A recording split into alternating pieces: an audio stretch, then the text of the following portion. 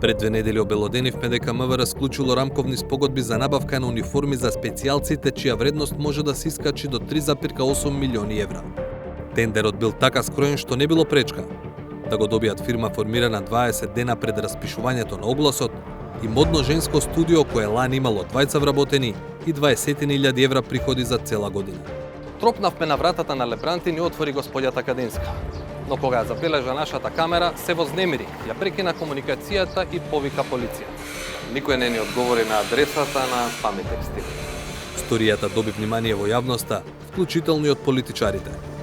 Опозицијата го опиша случајот како бизнис шема на власта, а власта го повика обвинителството да го истражи и овој, но и сите претходни слични тендери. Тендерот е шиење по мерка, ама не за полицијата, туку за партиските и бизнис интереси блиски до ВМРО ДПМН. Ова, почитувани, не е случајност. Ова е дел од тендерските шеми на ВМРО ДПМН и системската корупција која јаде општеството. Јас ги повикувам надлежните во обвинителството, во судството, а денеска имав разговори со министерот да ги повика и невладините и да ги стави на јавен увид тендерските документации, но истовремено да ги стави на јавен увид и тендерските документации во минатото. Додека траат прозивките меѓу политичарите, откривме нов индикативен аспект во случајот. План за јавни набавки.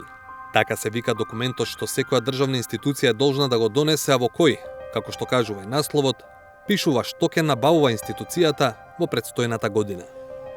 Планот вообичаено се носи кон крајот на една календарска година, за набавките за следната. Низ годината, зависно од потребите и парите, може да се менува и дополнува. Првиот годишен план на МВР за 2024 годината во која е распишан тендерот за униформите, е објавен на 9 јануари 2024 година. Во него не се споменува набавка на униформи за специјалците, што значи дека не се планирал таков тендер. На 13 февруари е објавен дополнет план за јавни набавки и во него повторно ги нема униформите. Но, во втората половина на годината, во рок од 20 дена се објавени 3 измени на планот за јавни набавки на МВР. На 16 август, на 1 септември и на 6 септември. Токму во последната од оваа серија измени, првпат се појавува набавката на униформи. Во секој план за јавни набавки пишува и кога се очекува да почне постапката, односно да се распише тендерот. За униформите, тоа бил септември, истиот месец кога и биле воведени во планот. До крајот на 2024 година МВР го сменил планот уште 2 пати. Униформите останали во изменетите верзии, исто како што останал и месецот септември за старт на набавката. Еве зошто сето ова заслужува внимание. Како што веќе рековме, набавката на униформите за прв пат се појавува во планот за јавни набавки на МВР во септември 2024 со интенција тендерот да се распише во септември. Но поминал септември, поминал и октомври, а МВР не објавиле повик. Не објавиле ниту во ноември, но тој месец, на 20-ти, во земјава е регистрирана фирмата Паметекс ТВ. Само 20 дена подоцна, на почетокот на декември, е објавен тендерот за набавка на униформи за специјалците на кој Паметекс се пријавува, а потоа и добива сделка 3-годишна рамковна спогодба вредна 1.710.000 евра. Бидејќи планот за јавни набавки е единствениот јавен документ од кој една фирма може да дознае кои тендери и кога ќе ги распишува одредена институција, ваквата хронологија на настаните отвора неколку дилеми. Зошто Паметекс отвориле фирма во ноември ако планот за јавни набавки предвидувал тендерот да биде објавен уште во септември? Но, и дали има врска меѓу одложувањето на распишувањето на огласот од септември во декември со регистрацијата на Паметекс во ноември? Па од МВР побаравме објаснување зошто не го распишале огласот за кога го планирале во септември. Не добивме одговор во рокот кој го оставивме. 360 степени уште пред 2 недели ја праша и Паметекс ТВ дали фирмата е направена само за огласот на МВР. Ниту тогаш, ниту во меѓувреме ни стигна одговор и на тоа и на другите прашања. Ве молам уште еднаш ваш коментар, дали сметате дека може модно студио од Битола со 20 вработени? Условите на тендерот беа такви што не се бараше од економските оператори да ја докажат својата способност преку број на вработени, приходи, претходно извршени слични работи.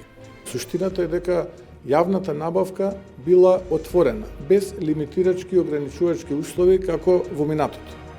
Секој кој што имал интерес можел да се јави. На истата пресконференција, премиерот призна дека способноста на фирмите е важна и дека договорот може и да се раскине врз таа основа. Но додаде, дали имаат способност или не, ќе се оценува постфестум. Доколку фирмите, како што вие наведовте, не се способни, немаат капацитет, не знаат и така натаму да произведат таков тип на опрема, нормално дека договорот ќе биде раскинат и нема да има трошење на јавни средства, јавни пари и така натаму. Но ние не можеме, затоа што сега да го скинеме тој договор, пред да докажеме дека тие не се способни, затоа што ќе имаме одговорност и ќе треба да плаќаме пенали. Зошто да се проверува капацитетот отпосле? Побаравме одговор согласно повикот на премиерот. Сите да направат увид како се набавувала опрема во минатото. Според интернет страницата на Бирото за јавни набавки, МВР последен пат купувала униформи согласно планот за јавни набавки за 2019 година. Набавката тогаш била поделена на 12 дела според деловите од униформата. Големата разлика на тогашниот со сегашниот тендер е што имало предуслови за капацитетот на фирмите кои сакаат да се пријават.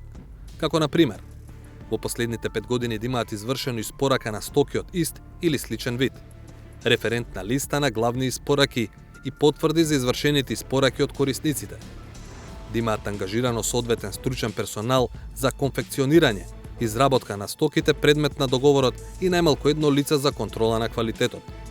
Изјава дека има обезбедено технички капацитети за конфекционирање, изработка на стоките предмет на договорот.